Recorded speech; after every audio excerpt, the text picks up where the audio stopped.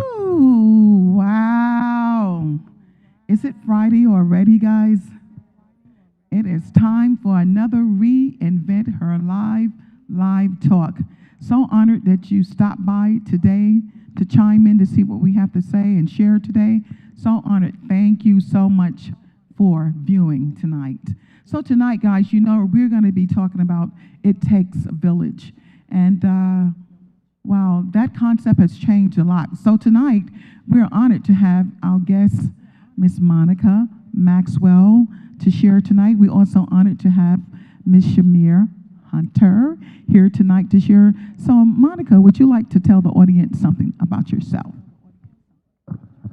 First of all, I would like to say, First Lady, thank you for the opportunity to share in this moment. And my name is Monica Maxwell, as you said, and I am married to the wonderful Charles Maxwell, who is my king. Love him dearly. And we have two beautiful kids, one 23 and one 17. And so that's what I would like to share. Well, thank you. We're so honored to have you here tonight, the wife of Mr. King, Charles Maxwell. Thank you for allowing your queen to be here tonight to share. So, Chimere, would you like to tell the audience something about yourself? Beautiful. Sure. Thank you as well for having me here. It's such an honor and a blessing to be on your amazing platform. Hello, everyone. I'm Chimere Hunter. I am from here, Charleston, South Carolina, and I am married to Davon Hunter. We have two children, Kalani Hunter, she's 8, and then we have a brand new baby, Nicolette Hunter. She is 10 months. And I am a serial entrepreneur, a business and life coach, and I attend Kingdom Vision Christian Center here locally, and I'm excited to be on the show. Are so honored to have you ladies, both of you ladies on the platform tonight, because I know you got a lot of wisdom, you have a lot to share tonight, and our ears are open to hear what you have to say to the audience tonight. And as I came in tonight, I said, Father, let there be someone that chime in tonight that really needed to hear some directions on which they need to go, because they're feeling so isolated, like they have no one to talk to, no one in their corner. So I pray tonight that whoever that person is that I felt in my spirit on my way here, that the answers will be in this program tonight. So you guys ready to dive in? Oh my goodness. So let's start. Do you think in today's society, parents are open to the idea of the community helping their children? I'll start. I would say yes and no. It just depends on the parents, right? And how they were reared and what their beliefs are. I know for my husband and myself, we've always had a community to help raise us, but not only us, our children. And so there's certain people even to this day that I give permission to, and I even encourage my children, if you can't come to us, you do have a village that you can go to, and they know who those specific people are, because it's important to have that village. It really is, because sometimes as a parent, you could say something to your kid and they don't get it. But sometimes when it's coming from someone else in the village, it hits a different way, and they receive it in a different way. So, yeah.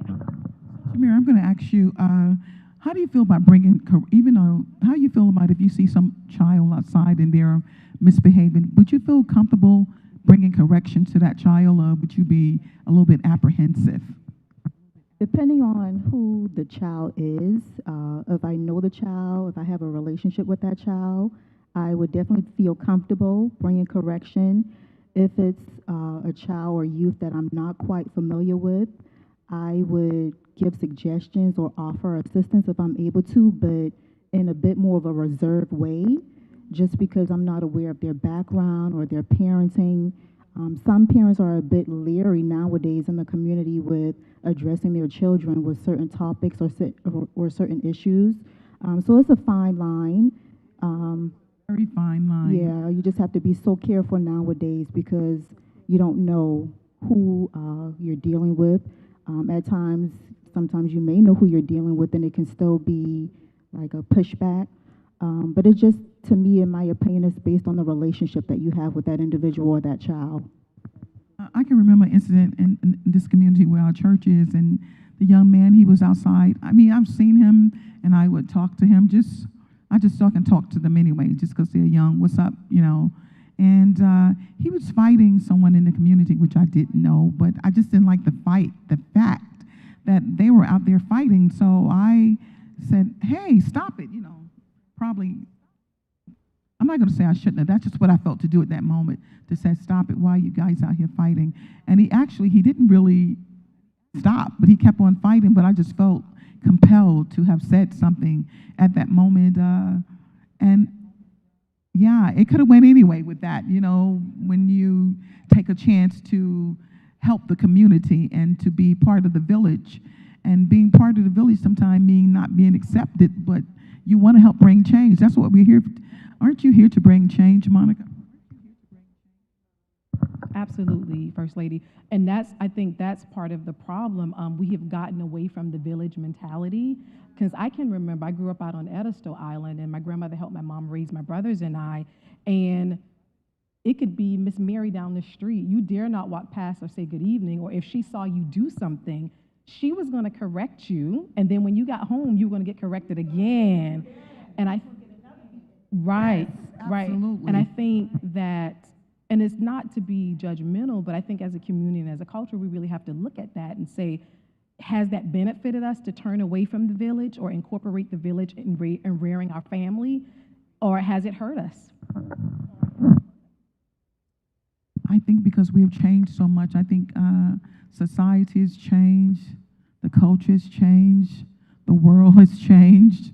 And I think some of those old systems in which we were reared under, since they weren't taught to the younger generation under us, sometimes they can see it as we are minding their business, we are in their affairs, instead of actually seeing it that we're there to help support the children. So, Chimere, how are our child's lives being affected by being in the village? How are their lives being affected? As Monica made mention of, it takes a village to raise a child. That was the foundation when I was growing up. And today's society, I can see where it has kind of faded away. To be honest, in my opinion, social media and entertainment is now raising the children. So there is no village, or if there is a village, it's very limited. Children have access to the internet, social media, and that's what's feeding them, that's what's raising them, versus the parents or family members being involved in what they're doing. It's so true, and as we were speaking earlier, that's why I think social media can be a blessing, and as well as social media can be a curse. I mean, it's a dichotomy of both worlds, good and bad.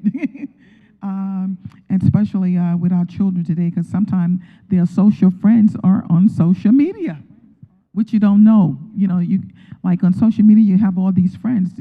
Oh, that's not even the subject. Let me go back. How important it is. Go ahead.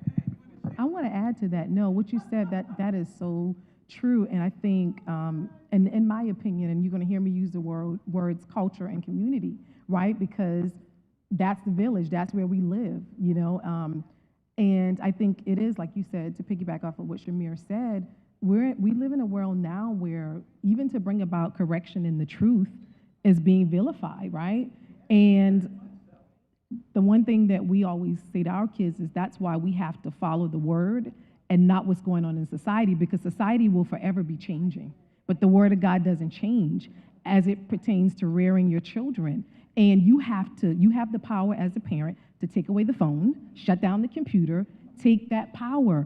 I was reading an article that talked about, and a businessman was saying now a lot of the millennials and younger kids that work compared to people who are like in their 40s or 50s, the millennials will be on the computer typing and they'll have their phone to the side, still looking at the phone and typing at work. Multitasking. And it's kind of hard to multitask and really learn at the same time. I learned this from someone said that if you're chewing gum, it's hard for you to digest all the information that you're taking, because the chewing the gum is taking a level of concentration away from your hearing. So now if I'm going to listen, if I want to hear something, I'm not going to chew gum because I didn't know chewing gum was a distraction. Well, let me ask you this, Monica. Do you think people are afraid of each other in today's society? I would say absolutely. People are afraid. Like Chimere said early on, from the onset, that we grew up in an era where people were not afraid if they saw things that were not right with children, or it didn't even have to be kids. It could be loved ones. It could be people in the neighborhood, adult or children, that we would say, hey, hey, don't do that. Or, hey, let me pull you aside. That's not the way to respond to that situation. And so, yeah, we live in a world now where you do have to think twice about approaching someone or even going to them in love. One of the things that scares me is even when you go to people with love and truth, the first thing they'll say is that you're judging me. And that is a defense mechanism, which is scary because at some point we have to be able to employ the truth. Also, I want to think about how important it is, Chimere, how important is community to you? Community is very important. A lot of children and youth, they depend on the community. My children per se, we're a part of ministry, so that's their foundation, but there's so many youth, teens out here that has no connection to ministry, so they resort to the community. It's very important. We don't always get it right as a community when it comes to the youth, where there's a disconnect. And with that disconnect being there, That's a critical word that you say, the disconnect. disconnect. Yeah, when did we chime out? Could you kind of think about when did we chime out as a community? Yeah, we fell off. I think that, and this is my personal opinion, I think when you let others define, other people or media or other people who don't belong in your culture, define what behavior looks like, define what parenting looks like, define what discipline looks like, I think therein lies the problem. Because then you go, oh, well, am I doing something wrong? And it's not to say that you know that the youth, they think differently from us. We were teenagers, right, preteens, and we didn't always understood what our parents were saying to us. It wasn't until as we got older we started saying, oh my God, that's why they were telling me this and that. Now I get it. So I think the disconnect, again, came about when we allowed other people to dictate to us, again, what parenting should be, what it looks like, what our community should look like, instead of us defining and being the role model for our youth. No matter how time has changed, we still have to make sure that we have a foothold and a say in our community and culture. Yeah, also, Chimere, what do you think about the parents? Have the parents chimed out? Some of the parents chimed out, and the children are just doing their own thing. What do you think about that in our community? Absolutely. Many parents have chimed out. Many parents, many households, nowadays, the children are raising themselves. They're raising themselves. They're responsible for feeding themselves. Some of them are responsible for having shelter, sadly.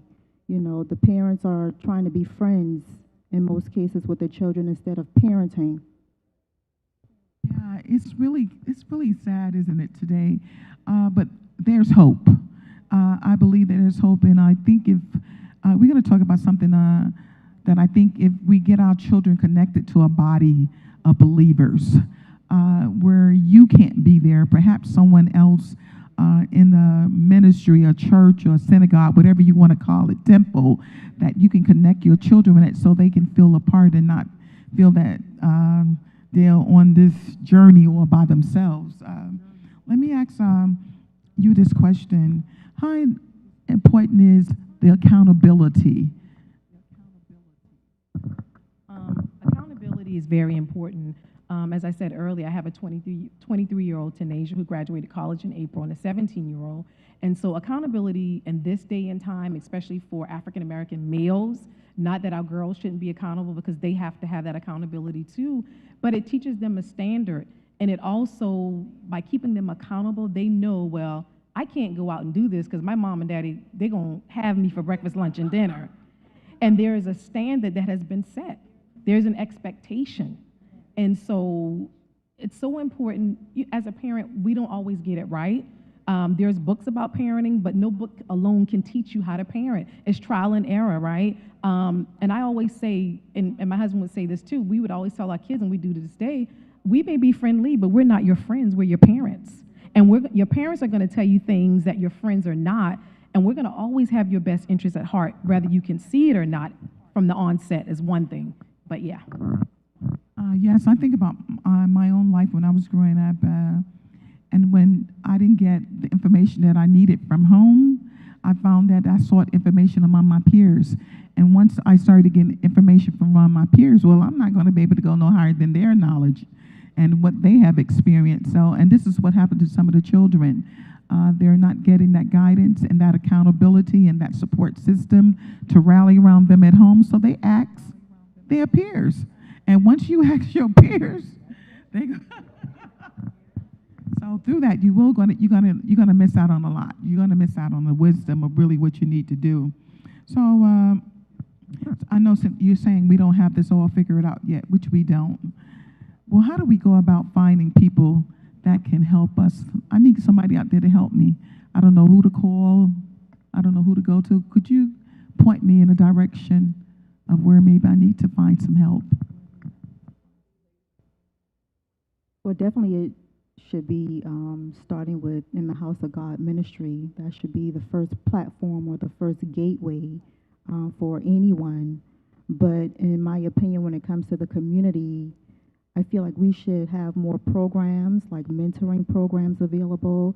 I can remember when I was in high school, either it could have been in middle school, there was a program, the Call Me Mr. program, which was mentoring for young boys, where they were assigned a male mentor. They would shadow that person. They became like a buddy type system, a follow-up check-in system. And we've gotten away from those type of programs. So now, youth, adolescents, they're just left in limbo. And if they're not connected to a ministry, they don't feel a trusted source. They feel like there's no outlet.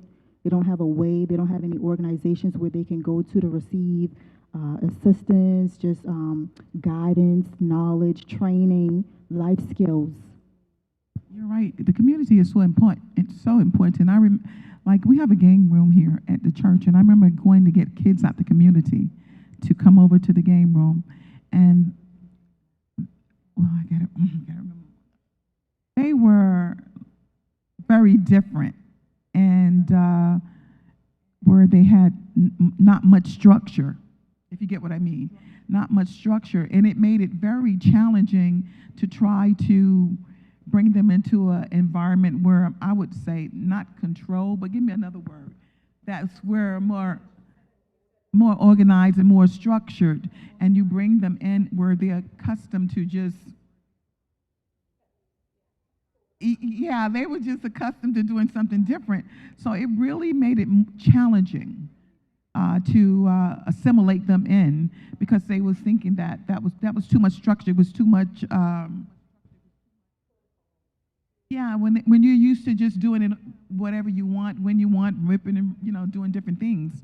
So I found that doing that really made it challenging. And we were here and still are to help and to bring them in. And I thought they needed that so bad, the love and the support. They needed it, but I'm going to have to find another way. Do you have any thoughts on that? Church is important, but you are your kids' first teachers. You set the tone for a lot of things, and there's some kids who don't have that, right? I know for my husband, he had a lot of uncles that really helped him and taught him different things. And so I say community, it is not only the church, but it's also family. And it's also the people who are not our bloodline, the people who we can look to and say, okay, they got some wisdom in this. A teacher, she's a retired teacher, she may have some wisdom in that. My first lady who has kids, or my aunt who raised kids, who was a single mom. But we definitely have to have other resources in our communities that are putting monies into after-school programs. When we grew up, we had after-school programs. During the summer, we had a community center out on the island. We went on field trips. We toured historical sites downtown Charleston. So I think putting the money back in our communities instead of putting in the jail systems, because you have more money that are being put into mass incarceration than we do into education and having an outlet for kids. Yeah. I used to be a correction officer in New York, so I understand how the jail system works. So yeah, they sit in there all day in the day room, either they're in their cells, not much programs going on. I don't. Well, that was back in the day. I don't know what they're doing much in there now. But I think that should be mandatory. That if you're going to be incarcerated, you cannot come. You should be. You have to get your GED.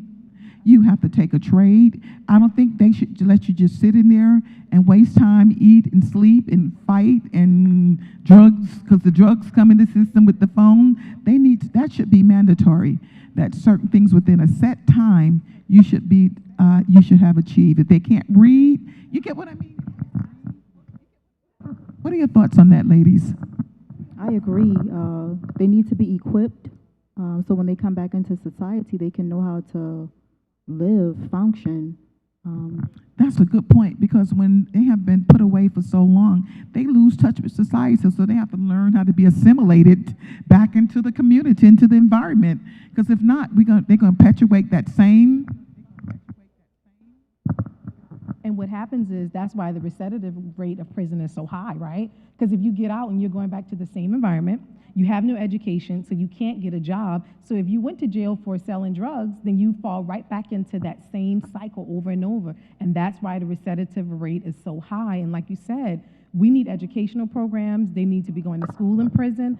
But then also, there has to be a level of forgiveness, because when I've paid my debt to society, I don't constantly want to be under the radar as, well, you did this or you did that, by my community or other people too. That's true, because when you come back, most time when people are away on vacation, or they call it school, actually that's what they call jail school, but they're learning how to be more wickeder. You can learn a lot of stuff in you can learn a lot of stuff in jail. Take my word, you can learn a lot. All the wickedness, all the, if you don't know how to, you can learn it. You can learn it in jail. But you were saying that, Monica, I was thinking, because most time when they come out, they come right back into the community in which they left out of, because they know nothing else. And if the community hasn't changed, if the community hasn't elevated its thinking and how we would welcome you back into the community, then we have a cycle. How do we break this cycle, Chimere? How do you think we break this cycle? Help us out. First, start by helping them change their mindset. It starts there, their thinking, their thought patterns, the way they see themselves, even their routine, starting with the mindset, then building up their confidence, equipping them, educating, trainings, like you said, with trades and degrees, different educational platforms to help them gain life skills, social skills. Do you feel like you're a safe person for people to turn to?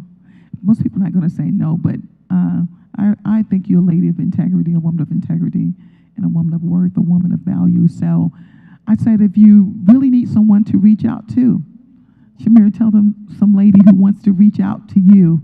They're feeling, I don't have nobody. I want to talk to somebody. Could you tell them how that you are there for them to reach out to? Sure. I can be found on social media. Instagram is at Lead-Her Enterprises, as well as Facebook, Chimere Hunter, or my business Facebook page is Lead-Her Enterprises. I love working with women, youth, anyone that needs assistance. So always a open door. Sister Monica, if someone was out there tonight and they're just looking for somebody that they can reach out to, because it's hard to trust today, and I believe you're a woman of integrity and a woman of worth and value. So how would you, what would you tell the person that how you would be there to help them on their journey? I would tell the young lady, first of all, know that a lot of times what you go through in life is normal and it's okay, and you're not the only one. I would start there, because sometimes, especially women, we feel like we're the only ones dealing with or going through something. So I think being able to convey that message first, like, hey, it is okay. You can come to me and know that what you're going through, it is normal. It is not abnormal. Life happens to all of us, and there is no perfect person. We all are flawed, saved by grace. And I would say this, I have a lot of women that I talk to, my husband, I have a lot of couples that we talk to. We've been married 21 years now, and so the biggest thing is reaching out to people to say, hey, I'm here. I am not perfect. I know you may see me on the outside and you think, oh, she got it going on. And yeah, I have some good things going on, but guess what? I have some things I have to deal with too. And so know that you're not alone and reach out. Don't feel like you can't talk to anyone. God will always send someone, and I'm here. I'm on Facebook. You can call me on my cell phone. I make time to meet with people because it's important. It is important, and people want to feel like they're important.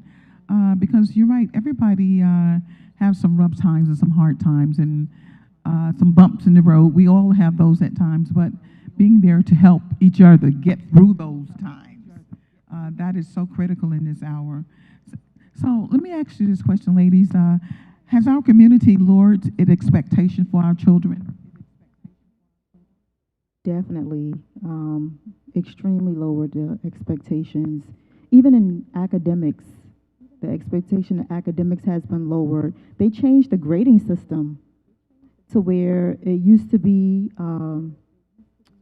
a D or an F was like, a D was like 60 to 69. They lowered the standards. Yeah, so academically it's been lowered. As far as social skills, lowered, because now, like I said earlier, you have social media raising the children. You have all this technology that is a distraction. The hell-o-vision, not the television, the hell-o-vision. So it's definitely lowered. Because they were talking about in China, how China children, how many hours they spend in studying, and our children here in the whereas once they were saying the U.S. used to be leading in education, but we have fallen so below the totem pole right now, and especially here in South Carolina. Well, that's not even the subject tonight, but Jesus, oh my God, but oh God, help Jesus. Yeah, the expectations for the children is really sad that we don't put any higher standards on our children to achieve and put like the accountability as we spoke of earlier to make sure that you meet those standards and put you in the right environment and with the right people to help excel our children further. How do we get the parents to see things a little bit differently tonight?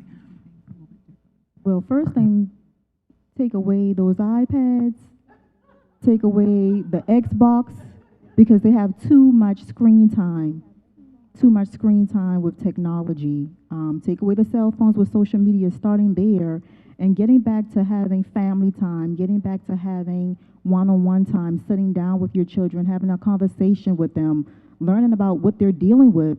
Kids are dealing with so much, and the parents have no idea. You know, just before you speak, Monica, I want to share this, especially in the Black community. Even the white children here in South Carolina, they're having a higher standard of education. And we, as people of color, we must begin to expect more from ourselves, demand more from ourselves, and set our children down and say, hey, babe, if you're gonna excel in this world today, you're gonna have to apply yourself more. I'm with you. Turn the TV off, turn the iPad off. You know, matter of fact, the iPad and the television is the babysitter for most. You know, don't bother me. I'm studying. Well, they ain't really studying. They making videos. Oh Jesus! Y'all help do the talking because I want to go outside. What else happened? What else they doing? They're doing some of everything with social media. TikTok and Facebook. But one of my biggest concern now that is hidden a little bit is even sex trafficking through social media, because they have all of these new games now and like Roblox and so many other ones, and the children can connect with friends and you have no idea who they are, where they're from. You know, grown men connecting with children on these games and platforms. So it's very scary. You know, like my daughter Kalani, she has an iPad, but she only gets it on the weekend. So her screen time is very limited. Yeah. I totally agree with the human sex trafficking stuff. And then also pedophilia. kids are on the internet, and if you're not monitoring who they're communicating with, it's easy for a pedophile But to meet your Mom, I'm child. talking to my friend. You check the phone. I would go through my kids' phone, and they would get mad, but I didn't care about that. As a parent, that is part of being a parent. You have to take control at some point. It's not to say that you don't trust your kids, but you have to verify. You have to make sure. That's a way of keeping them accountable. You pay the phone bill, not them. That is very true. And well, let me ask this: do you think, because we are talking about community, do you think that some of the parents are afraid of their children? Yes, because we live in a world now. You know, Pastor Marian, I just have to be real. Anything goes. Whether it's in the home, for some people, not everybody. Sometimes even culturally. Some people's mindset is, well, I don't have a problem with it, or they're just doing this, or they're young and I don't want to come across being mean, but you have to have a balance, right? Yes, you need to listen to your kids, communicate with them, be honest with them. We have what we call real talk. Let's sit down and talk. What are you going through? How was your day? And as you said, it's so important. When we're at dinner, that is time to connect, family time. And so no one has their phone at the table. We're talking. How are things going? You want to share anything? It may sound elementary, but we have to get back to the basics. Yeah, I can agree with that. And since you spoke of dinner, very few families actually sit down together and have dinner. Everybody's in their room with the door closed, if they have that kind of space, you know, where they sit. And that would be a great place to sit down. I like real talk. That sounds good. Those are answers, but what we can do to cause the community, because if there's no community sometime at home, it's kind of hard sometime to have one outside. But if you don't have a community in your home, don't feel like you don't have anyone. Find someone that you can go to and talk to. Not only do children need a sense of community, but there are some adults too that need a sense of community. So how do we help them? I think communication is key. Like I said earlier, no one has all of the answers, but if I have a 23-year-old and you have a 15-year-old, I've kind of been down the road with some things. My daughter may be a little bit different, but sometimes some of the things that they go through and their peer pressure and all of the stuff that they have to face now, we didn't have to necessarily deal with. So I think if parents could also be honest and have a space to talk, like, girl, I'm dealing with this. What are you dealing with? Like, just be real. Yeah, we don't have to walk around like we have all the answers. Our families are perfect. We may be doing good, but there's always room for improvement. So I think honesty and being open to communicate with one another and share. That is so critical. We all need friends to help us level up. And I think if we don't have a friend in our life to help us level up, if you can't find a friend to help you level up, and you can't be afraid and intimidated by a friend that's trying to help you level up. How do you share that with you, or do what? Oh, yes, don't be ashamed. Yeah, that's good too. Afraid or ashamed to ask for someone to help you level up. Reading a book, taking a course, something to change to make your life better. Change always begins with you. It never begins on the outside. It always begins, like Chimere had said earlier, with a thinking of a mind pattern. The thinking changes, the life changes. So that is so critical in this hour. So again, how do we expand our village? How would you expand your village that you have with you? In my village, first of all, like I said, I have to see the walk with a certain person. So for an example, I have a girlfriend by the name of Michelle, and she's Auntie Michelle. I have a girlfriend, Tanya. She's Auntie Tanya, and we've been friends forever. And so my kids have been around them. I trust them to give them advice if I'm not there, or if they get in trouble and they feel like they can't call me, then I have people in my inner circle that they can call, who I trust, that's going to give them the right information, because that's important too, right? Because everybody doesn't think the same, but most times when you're friends with people and they're in your village, you tend to have the same mindset or the same outlook about life, right? And on certain things. So I think you start by the people within your circle, whether it's at your friends or family that you really trust, with your children to do the right thing, and that's living a certain way, not perfect, but they're living a certain way or have a certain standard. Mary, you want to answer that too? Or, yeah, go ahead with that. Or let me ask you this: How do we step in? How do we step in and show them that there's a different pathway in which they can go? How can we step in? Starting by leading by example, showing them that, they can be successful, showing them that they can accomplish goals, putting more positive role models in the forefront. Nowadays, youth, children, they're looking to celebrities as success. That's their success. Showing more, African American, and not even about race, more judges, lawyers, teachers, doctors. You can obtain these same platforms or titles, and just getting away from the world way of thinking, getting away from how the world views success, money, and fashion, and, just foolery is what I call it. It is foolery because that's not the reality. Hollywood has really blinded the minds, the magazines, and the rappers. That is not real life. That is a fantasy. I'm telling you. Reality TV, those reality TV shows, that's what they think, success is. Yeah. It's not. How some measure their lives. Some people getting paid, y'all. They getting paid to perform for you, to put on a show, to make you sit there and think that, ooh, I want to live like this. Listen. Superficial. For ratings, viewings, it's hyped up. Yeah, It's hyped up. superficial It too. is. Because the other thing is, even when you look at them getting cosmetic surgery, no one can keep their bodies looking a certain way after a certain age. Now, you can exercise. I'm not saying you shouldn't exercise and take care of yourself, but these people are paying to have tucks, Botox, whatever, to keep themselves looking a certain way. And so we cannot look to the celebrities when it comes to spiritual things. And that's what I always tell my kids. But it's scary, ladies, because hip-hop shapes culture. When our children look at the way that they dress, what they're riding in, they think that is success. They think that this is the way I'm supposed to carry myself, and this is the way I'm supposed to be. Or this is the way I'm supposed to look. If I got on Gucci's, this is another show too. Jesus have mercy.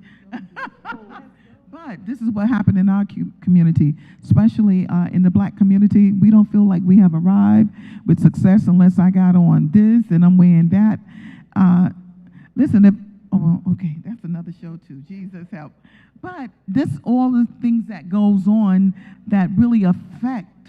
We'll take the money that we have provided to supply for the home and the family, and we'll spend it in different ways. Instead of taking that money, we bought a $500 pocketbook. Why don't we take that money and invest in the education and put that child in the program? Or buy what's some things called? Jesus, that's another show too. Jesus. But it's a reality. So whatever you hear, guys, this is really what is taking place, and this is what have our communities in the state in which they are in right now. Jesus. Okay. So, what if I said to you, Monica, I don't believe in myself. I'm a young child and I'm talking to you. I don't believe in myself. I never had anything and nobody never was there for me. What do you say to me? I don't believe I can do this. I would say that there's always someone that loves you. I would start by saying, I love you. I don't even know you, but I love you. And if there's anything that I can do. Monica, could you look out there in the audience and talk to somebody right now? I would say to that child or adult, I don't know you, but I love you. And if there's anything that I can do, because a lot of times we say, well, someone comes to you and they say, I'm hungry. You say, well, I'm going to pray for you. No, right in that moment, you take that opportunity and say, okay, I'm going to get you some food. I'll be right back. Or if you trust them enough, you can take them with you. Or if you don't, you say, okay, give me a moment. I'm going to go get you something to eat and I'll be right back. So in that moment, I would take that opportunity to find out where that child lives. Who's your family? And then try my best to help them find resources, or if I could be of assistance, or someone else. Being in the field of social work, that's what we do. We help people. We always consider person and environment, because the environment affects how a person views themselves, how they view the world, and all of that shapes, statistically, how they're going to be successful or not successful. So I think love is the key. I think communicating and being able to relate to that child, and also being able to let them know that somebody cares. You're somebody, I don't know you, but I care. I'm a mother and I have children and I want you to make it. And if I can help you, I will. So, Chimere, what would you say to a person that says, wow, I've been trying. Every time I try to get up, man, I get knocked back down. I try to talk to my friends, and that is, what would you say to that person? Well, I would say two things. I would start by affirming. Audience, and tell that audience what you would want them to know, Chimere. I would want you to know that you are more than a conqueror. You're able. I would start by affirming, speaking life, speaking affirmations. Affirmations are powerful. The words that we say carry so much weight. Affirming. I would also provide resources, because oftentimes, in my opinion, especially when it comes to ministry, we share the word of God, we pray for them. As Monica said, I'm going to pray for you, but we have to take it past just prayer. We have to provide the practical side. What can I do to help you? What are your goals? What do you want to do over the next 30 days? What do you want to do over the next 90 days? Let's sit down and come up with a strategy. Let's come up with a game plan on how we can get you there, giving them that guidance, giving them that roadmap. So affirmations, affirming, speaking life, speaking the word, but giving them that step-by-step guidance as well. Because it starts there. They can say, I want to do this, I have this in my mind, but if you don't take action, action is key. You have to start, but you have to have that vision. You have to start taking steps. You need that roadmap. Absolutely, and even if the parent isn't affirming them, having someone else that's affirming. And I want to say also, while these ladies were sharing, my thought is that we each need to find each person out there that consider themselves as being successful and well-grounded and a decent, honest person should find one teenager or one young person out there. I'm going to admonish each of you that are listening tonight, just find one. They say it takes one. Each one, we use this in church sometime, each one reach one. But what if we take that model from out the house and find a child in the community, it could be a teenager, whatever, one that you select, and pour yourself into them and find a way to help change their lives. Because sometimes the community, it goes beyond our walls, our four walls of our house. It goes beyond the four walls of the church. It goes out, your hands extended beyond to reach, to bring the change. So I'm going to admonish that each of you that are listening tonight, make that your mission and part of your purpose in life, that you find someone to pour into to make their lives better. Because I often think, for me, that if I would have had someone in my life younger, I thought my life would be much different. Not that my life is bad or anything like that. I'm happy in the state that I'm in. I truly am. But I'm thinking that perhaps maybe I could have soared, and I'm not looking or pointing fingers or blame for anyone to where I am in life. But I think younger, when I was more impressionable, you know what I mean? That I could have did something just a little bit more with my life. But Father, I'm not complaining. I'm not complaining, God. But I often, and there's nothing wrong with wanting to more, to achieve more, to soar more. I think if you're not feeling that way about yourself, you have come to a place where you don't want to grow anymore. So what do you think about that? Continuously wanting to excel, even though people might say, well, Miss Monica already have it together, but Miss Monica is still reaching. I think that you never get to the point in life where you absolutely just have made it, right? You can do well and you can be successful, but never think that, oh, God, I can just sit here and rest. I've made it. Because God wants us to go from glory to glory to glory to glory. And then also, once you have made it, always reach back and help someone else, because that's truly, to me, when you've made an impact, right? When it's not about me and my four and no more, but who else have I impacted? Who have I encouraged? Who, like you said, if you were younger, and I even think, even when if I were younger, if I would, like my daughter had an opportunity to shadow a judge/attorney, that was huge for her. She's a political science major. So I think even like a lot of the professional people, my husband owns a business, he has young guys there all the time, but we have to reach back so that they have the imagery of people that look like them to say, you can make it. How do I know you can make it? Look at attorney so-and-so, look at judge so-and-so, look at the business owner, entrepreneur, look at the master's level social worker, look at the first lady, look at what she's doing, look at the apostle, look at all of these great people, but you have to reach back. You can't just say, I've made it and that's it. It's important that we continue to reach out and reach back, because if we hadn't done that, I don't feel, you're right, we hadn't done we had to make the next generation better. If we're not leaving the next generation to be better, we have did a disservice, and God allowed us to still be here. So Chimere, as you reach back, because in the things that you're doing, find someone who would least likely expect you to come to them. And I know God is going to put somebody on your heart that would least likely be the person. And that's what we need today. They can say, you came for me. You thought about me. You considered me.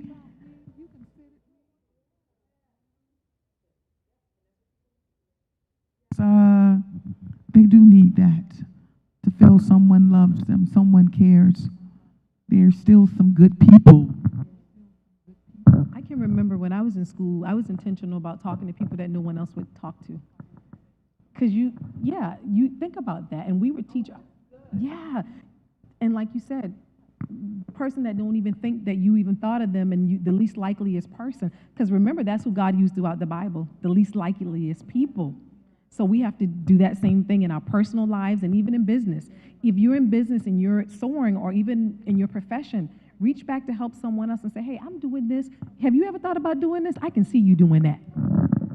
Well, do you think, Chimere, in our society today, that we're not so open to share information in our communities with each other? Because I don't want you to get ahead of me. What do you think about that, Chimere? That is definitely prevalent. we call it the crab mentality. You don't want to see someone else come up. Instead of just being used, being a blessing to someone, pouring into them, sowing into their lives. If you are an aspiring entrepreneur or business owner, how can I help you? How can I sow into you? What resources can I share with you? Let's all eat. Let's all come up. Let's all impact and expand. Do you think, guys, that we'll ever get to a place like that, all things are possible to him that Prayfully, we will. Prayfully. Well, even if all don't do it, if we can find a community of people that are willing to push each other to success, to drop ideas and thoughts to each other without feeling, because you all got your different journey, and you're going to do it differently. You, I, me. But nonetheless, we can still drop information and share that to each other. I know I told Pastor Carolyn the other day that I have someone I want her to meet, and I think this young lady is doing phenomenal in what she does in hair care. But I want her to meet this lady, because I don't know what I'm doing with hair care. So turn her on to someone else that do. Who's in that industry, who's that expert, who's that specialist. Yeah, introduce relationships. That's what it's about, relationships and growing. And our profession is linking. You're linking people together. Yeah, so if I may not be into business, but if I know someone else is that can give you some pointers to take your business to the next level, and it's like, oh, I want you to meet Chimere. Why not? Why not? Every other good. group, Why not? Every other ethnicity can do it, and we used to, but we have to get back. We got to get back. We can do it. Well, I believe all things are possible. But we're talking about yes, the power of community. The power of community it is dynamic, guys. If only we can grab hold to it again and embrace it again. It would be so unstoppable if we can link up together, if we can eliminate jealousy, if we can eliminate envy, if we can eliminate, I don't want her to get ahead of me. No, let me help you. You know, if I have it and I can teach it to you, let me be willing to share it with you without you feeling some type of way. If you have it and I don't know it, sis, can you help me? What did you do? Don't be afraid to ask. Because once you share what you know, it's like, this is the scripture. God says, to him that heareth, more shall be given to him that heareth. But he that heareth not, to him shall be taken away even that which he think he knows. So if you share what you know to help, more will come to you. And the pie is big enough for everyone to have a slice. The world is not going to exhaust itself of its resources. The world is a continuous supply. How old is this world, guys? I don't know. Centuries. Eons of time. And one thing too, if we can just understand that there is no competition, if we can get that revelation, if you are a hairstylist and I'm a hairstylist, there still is no competition. We may be in the same industry. By the way, Chimere, your hair looks very pretty. Oh, thank you. Thank you, but there is no competition. We can do the same thing, but you can't do it the way I can do it, and I can't do it the way you do it. But let's collaborate. And if culturally, if we can do that, like I said earlier, every group in the world can do that, y'all. African Americans, we spend trillions of dollars. Imagine if we get together and support each other's companies. I think about, I think it was Warren Buffett that gave millions to Bill Gates, who's already a multi-billionaire. So if we could have that mentality within our community, we spend trillions, but we don't even own millions. It's scary. And the reason why we don't own is because we don't know what to do with our monies. When we get money, just say, for instance, God forbid, we lost someone and you got an insurance policy. Well, let's talk about this community. Hey, listen, guys out there, everybody needs some insurance. You need some, I'm taking a sidebar right now. You need to get some insurance for your family so that if something happened to you, we can bury you. God forbid. So we don't have to do what? Oh, yes. You can share that. You can just go ahead, my darling. Okay, I was just saying that make sure you get multiple life insurance policies and make sure you get more than enough. I know that everybody may not be able to afford $30,000 or $40,000, but if you can, pay the extra money, because think about this. That is another way of having money and giving your family a leg up. Everyone's gonna die. We all are, right? So why not in the process, if you can leave that money or several policies that's gonna give your children a level up and your grandkids, it's called generational wealth. That's another way to leave generational wealth. But in our communities, that's part of why we stay in poverty so long, because we don't know what to do with wealth, and when we get it, we wear it, we eat it, we ride in it, we put it on our hair, you know, come on now, listen. We blow it instead of the advantage that God has given us at times, however it comes, we don't take it. And let me throw this scripture out here too, and I know I'm being a little, but it's coming to my mind, so I have to go ahead and do what I feel the Lord is saying. It is, anytime you get money fast, it goes fast. That's scripture. Quick money, drug money, hustle money, whatever you want to call that money, and it's not legal, it goes fast. Okay, I'm turning around, so I'm going back over here again. But no, but those are really facts that we're talking tonight, really. So as you and I come almost to the close of our show tonight, you guys have been a phenomenal guest, phenomenal panel. Like what you're sharing, you dropped some beautiful gems for the people tonight to follow if they choose to. But before we close tonight, how do we develop our support team? Should you call strangers and just ask them? I would say, yeah. Maybe walk up to somebody one day and say, you know what, I've been really watching you. Could you show me how to do that? And not be timid to ask for help. You have to be bold and courageous, and you have to ask for help when you need it. We have been conditioned as a culture, well, I don't want anybody in my business. I don't want to tell. But guess what?